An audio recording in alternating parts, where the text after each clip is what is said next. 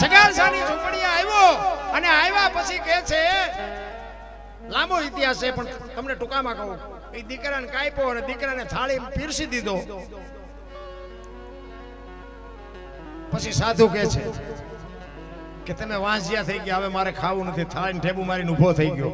જો આ દીકરીઓ માટે એટલા માટે કહું છું, જ્યાં ધર્મ ધ્રુજો પુરુષ નથી પૂગી ગયો, ત્યાં દેશની આબરૂ બાપુ દીકરીઓ રાખી છે. તમે કહો તો હવાર સુધી તમને દાખલા આપો દીકરીઓના. પુરુષ જ્યાં થાકી ગયો, પુરુષ ન પૂગી ગયો, ત્યાં બાપુ બધે દીકરીઓ લગામ હાથમાં લીધી છે. અને બાપુ માથા પડ્યા ને તોય પાસ્યું નથી પડી બાપુ આ દીકરીઓ. હું તો એમ કહું, ઘરમાં દીકરી હોય, માં હોય, પત્ની હોય કે બેન હોય, એને જાળવી લેજો. એક આ દુનિયામાં બાપુ આપણા ઘરની શક્તિ છે, આપણા ઘરની લક્ષ્મી છે. ઈ ઘરમાં દુખી છે ને બાપુ, કોઈ દી બે પાંદડે કોઈ ન થાય. એક લખવું હોય ને લખી લેવાની છૂટ. દીકરી છે ને એ બાપુ મમતાનો મહાસાગર છે. હમણાં માં નીકળી હતી ને આયા હાથમાં તલવાર લઈ, બાપુ સામે નજર ન કરે. નજર બાપુ જ્યારે રણચંડી બને ને બાપુ આ દીકરીઓ, તેથી માં સામું તકાય.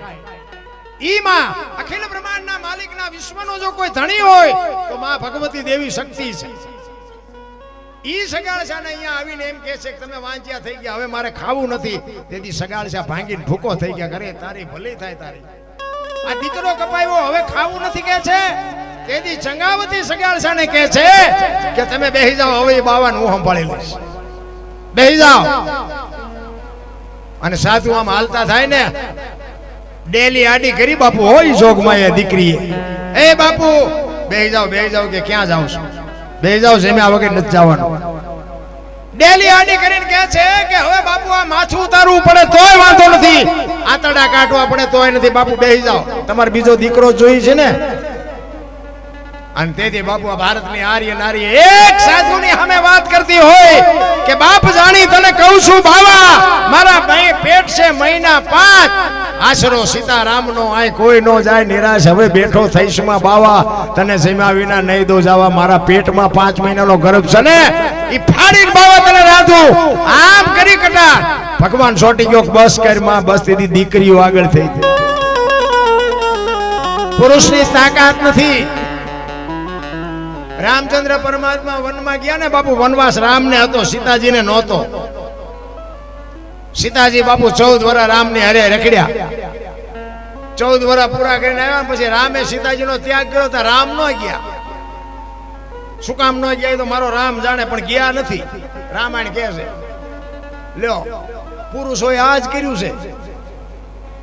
જ્યાં તમારે જોવાની છૂટ, તમે વિચાર કરજો જેટલા સફળ પુરુષો છે ને એમાં એક ભગવતીનો હાથ છે. તારામતી નો તો હરિચંદ્ર ને કોઈ ન ઓળખે, સગાળસા ને ચંગાવતી નો તો કોઈ ન ઓળખે, જલારામ ને વીરબાઈ નો તો કોઈ ન ઓળખે, દેવીદાસ બાપુ ને અમરમાં નો તો કોઈ ન ઓળખે, સવારામ બાપા ને જબુમાં નો તો કોઈ ન ઓળખે. એક સફળ પુરુષ ની વાય બાપુ એક જોગમાં એનો હાથ છે. આ મોટી કરતા ઘરે બૈરું બાપુ કપાતર હોય તો બોલાય.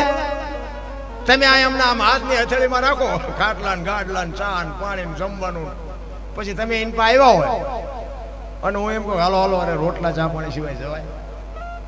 અને હું આમ ડેલામ લઈ જાઉં પછી રવડામાંથી હાણીશું લોટા ઉડવા માંડે, મારે ચિંતા જવું. બાપુ ઘરનું માણસ જો સારું ન હોય તો હું તો એમ કહું છું કે જીવવાનું બેકાર થઈ જાય, જીવવાનું ધોડ થઈ જાય. અને હું તમને એટલા માટે કહું છું કે આ બધું છે ને, હું આ બધા પીરિયડમાંથી પાર થયેલો છું એટલે તમને કહું છું. હું કોઈ અભિમાનની કે પાવરની વાત નથી કરતો, પણ મારા ઘરે સુરેન્દ્રનગરની બાજુમાં મારું ગામ છે ખમિયાણા નાનું એવું. હું હોય ને તમને આવકાર આપું એ કઈ બહુ મોટી વાત ન કહેવાય, પણ આપણી ગેરહાજરી હોય તેથી આપણા મહેમાન થાય. જો રોટલા ચા પાણી સિવાય જવા દેતો બાપુ મારે મરી જવાય. જિંદગી એનું નામ જીવા કહેવાય. એ પહેલા આપણે પાડવા પડે. આપણે મંદિરે જતા હોય તો આપણા છોકરા કહે કે દાદા મંદિરે જતા આપણે જવાય.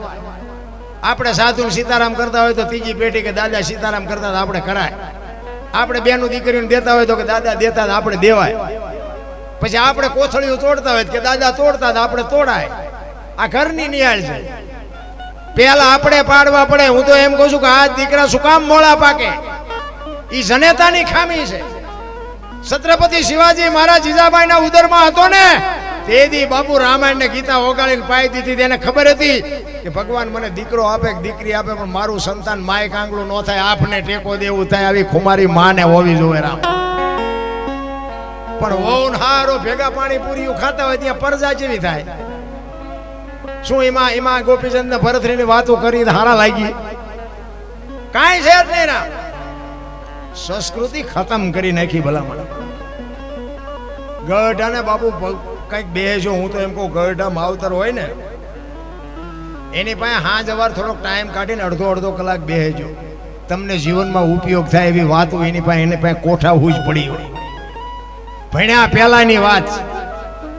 કારણ કે બાકી તો આ દુનિયામાં બાપુ છે ને મોટા હતા, મયપતિ ગજબ હતા, ગંભીર સબળ, જેના શરીર મહાણે દીઠા મેકરણ, કંસ કૌરવ ને રાવણ જેવા, હરણાકશ જેવા હતા નહોતા દુનિયામાં થઈ ગયા. તમારી મારી શું હસ્તી હતી ભલામણ.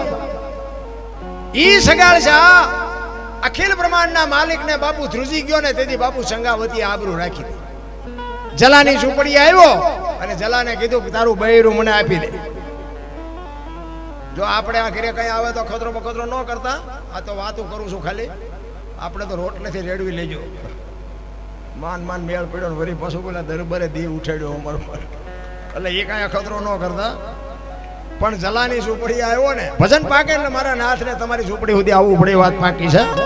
પણ જલાની ઝૂંપડી આવ્યો ને પછી વાત લાંબી છે, ટૂંકામાં કહું એ કે તારું બૈરું મને આપી દે. વીરબાઈ રોટલા કરતા હતા રસોડામાં. જલારામ બાપા ગયા. એ કે હા ભીડે લોટ વાળા હાથે બાપુ જોગમાં બહાર આવી. એ કે એક સાધુ દક્ષિણા માગે છે કે આપી દો ને. જો આ બાપુ પતિ પત્ની જેનો અડધું ઊંઘ જેને કહેવાય. એ કે આપી દો. જલા બાપા કે પણ એની માગણી જેવી તેવી નથી હોય. કે જે માગે આપણે શું રાખીને કામ છે. જલા બાપાની આંખમાં જળજળી આવી ગયા. મારે કેમ કેવું તારી માગણી કરે છે. માંડ બોલી એ કે એની માગણી જેવી તેવી નથી. એમ કે છે કે તારું બૈરું મને આપી દે, તમારી માગણી કરે છે. અને તેથી આ ભારતની આર્ય નારી બાપુ એમ કહેતી હોય ભક્તિની વેલડી તો વર્ષોથી આલી આવતી હતી, પણ આ જે વેલડીને ફળ આવ્યા એવું મને લાગે છે. મારા બાપાએ તમને હાથ સોંપ્યો છે ને એ હાથ જો બાવાને સોંપી દો તો મને જવામાં વાંધો નથી. બાપુ કેવી આર્ય નારી છે. તેથી બાપુ આમ બાવડું પકડીને જલા બાપા આવ્યા. સાધુના વેશમાં અખિલ બ્રહ્માંડનો માલિક બેઠા છે ને એને કીધું બાપુ બૈરું જોવે છે ને? તો કે હા. કે આયલો.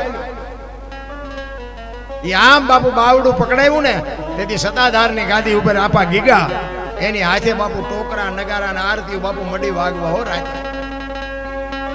બધા જાગી ગયા કે આ શું કૌતુક થયું.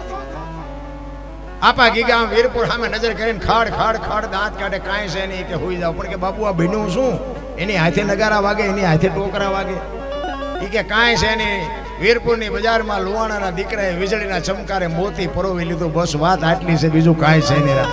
તમારે ને મારે જો બાપુ મોકો મળે ને તો એક જો હરિનું ભજન બાપુ એક તન મન ધનથી બાપુ થઈ જાય ને તો આપણું કામ થઈ જાય. બાકી બીજું કાંઈ આમાં છે જ. અને ભજન કરવા માટેનો અવતાર જ બાપુ આ માણાનો એકનો છે. 84 લાખ યોની છે ને એમાં કુતરા ગાગડા ભેંસો કુંડા કોઈ ભજન ન કરીએ. ભજન માણા એક જ કરીએ. દાંતે માણા એક જ કાઢીએ. કે તમારે કોઈ પણ જીવને જોવા જો હાથી હોય, ઘોડો હોય, કૂતરો હોય, ભેંસ હોય, ગમે જનાવર, દાંત માણા એક જ કાઢીએ. કે બીજા કોઈ જનાવર દાંત નથી કાઢીએ. તમારે અખતરો કરવો જ ખરી જોઈએ. તમે કૂતરો હોય, આપણો કૂતરો તેને આપણે દૂધ પાક ને પૂરી બધું ખવડાવીને તો પૂંછડી પટપટાવે, દાંત નો કાઢીએ. ભેંસ હોય આપણી ભેંસ, ખાંડ ને ખડ ને હરખી રીતે હમા ખાય ધરવી હોય, અંદર રાજી થાય કે જામો પડી ગયો, પણ દાંત નો કાઢીએ. દાંત માણસ એક જ કાઢીએ. તા માણા એક જ અટી મણના થોબડા લઈને ફરે છે. અરે મરો હાર્યો, તમે દાંત કાઢજો, તમને આવડે છે, તમે ન કાઢો તો ભેંસું દાંત કાઢશે? તો માણા કાઢતો નથી. બોલો, માણસનું જીવન બાપુ એટલું બધું ફૂલ જેવું છે. તમે કોઈ પણ જાનવર જોવો ને બાપુ બધા ફડકમાં જીવે છે. બધાય સિંહ જેવું જનાવર હોય તો એ જંગલમાં બાપુ એ હૂતો હોય ને તો એક પાંદડું ખખડે ને ફડાક લઈને જાગી જાય. માણાને એકને જ નિરાય છે. બાણું બેલો બંધ કરીને સાથી માથે ખસખસાટ હાથ રાખીને હૂતો હોય એને કોઈ ની બીક નથી. બોલું તોય તમે જુઓ ને પૈસા નથી નીવડે એમને ઈ ઉજાગરો છે. પૈસા વાળા ચારે થઈશું, પૈસા વાળા ચારે થઈશું. ઈ બાપુ એમ નથી હોતા. પૈસાવાળા છે ને ઈવડે એમ નથી ઉતા, કોઈ સોરી ન જાય થારું, કોઈ સોરી ન જાય થારું, ઈવડે એમ જાગે. આપણે એમ થાય કે આમાં સંતોષ કોને છે? મેં કીધું એમ બાપુ, આનંદ કરવા વાળા ઝૂંપડામાં કરે છે, રોવા વાળા બંગલામાં રોવે છે. ઈશ્વર છે ને દયાળુ છે. કહેવાનો મારો મિનિંગ, ભજનની મોજ આવે ને તો બાપુ અહીં કંઈક વરો છો. અમારે આમાંથી કઈ લેવાનું નથી. હું તો એક દરબારનો દીકરો છું. સતી તોરલ બોલ્યા હતા, મરું પણ માગું નહીં અપને તન કે કાજ, પરમાર્થના કારણે મને માગતા ના આવેલા. અહીં જે આવે ને અમારે લઈ જવાના છે, પણ આમાં જ નહીં. હા, હું તો બીજા ઘોડે એવી મોટી મોટી કરતો જ નથી કે ના અમારે નથી લેવાનો, ના અમારે લેવાના જ છે, પણ આમાં જ નથી લેવાના. એટલે આય ના છે, બરોબર. ધર્મ વધે તો ધન વધે, ધન વધે મન વધી જાય, મન વધે પછી મનાય બધાયમાં માન વધે. એ બધું વધે તો વધે જાય. ધર્મ ઘટે તો ધન ઘટે, ધન ઘટે મન ઘટી જાય. ઈ મન ઘટ્યા પછી બધાયમાં માન ઘટે. એ બધું ઘટત ઘટત ઘટત ઘટત ઘટ જાય. આ ધર્મ વધે ને બાપુ, આમાં તમે એક આ પરમાર્થના કામમાં બાપુ 200 રૂપિયા આપ્યા હોય ને, અને જો બાપુ 500 રૂપિયા કરીને જો ઓલો નો આપે તો દુનિયામાં આવા થાંભલા ઊભા ન રહ્યા. ઈશ્વર બાપુ છે ને કોઈથી કોઈનું ઋણ રાખ્યું જ નથી. અને આ એને નાખો ને તો દવાખાને જવું પડશે, બાકી લઈ લેવાનો એ વાત પાકી. તો અહીંયા પ્રેમથી નાખી તો એટલે મોજ આવે ને તો વરજો. બાકી તમને જેવી મોજ આવશે એ તમારે વાતું મારી પાસે ખૂટે એવું જ નથી. પહેલી વાત એ તમારે સાંભળવાની, તમારું પરબ છે ને સેવાદાસ બાપુ હતા ને, પછી ગુરુ પૂનમ હોય ને અષાઢી બીજ હોય ને એવા મોટા મોટા તહેવાર હોય ને, પછી મોટા મોટા કલાકારોને લાવીને બાપુ પ્રોગ્રામ કરે. ખૂબ ભીડ થાય. હમણાં આવશે અષાઢી બીજ. પછી બાપુની નજીક બેવા વાળા એમના શિષ્યો હોય ને, એ શું કે ખબર હે, બાપુ આજ તો મજા આવી, બાપુ જામો પીડ્યો, બાપુ જામો પીડ્યો. પછી બાપુ શું કે ખબર, એ કે જામો પીડ્યો પણ ફેર કાંઈ પીડ્યો. એમ બાપુ આ પ્રોગ્રામ કરવા વાળા કરે ને જો આપણે આ જામા પાડીએ નકરા બારો બાર ને ફેર ન પડે તો કોઈ મતલબ નથી. આમ ફેર પડવો જોઈએ.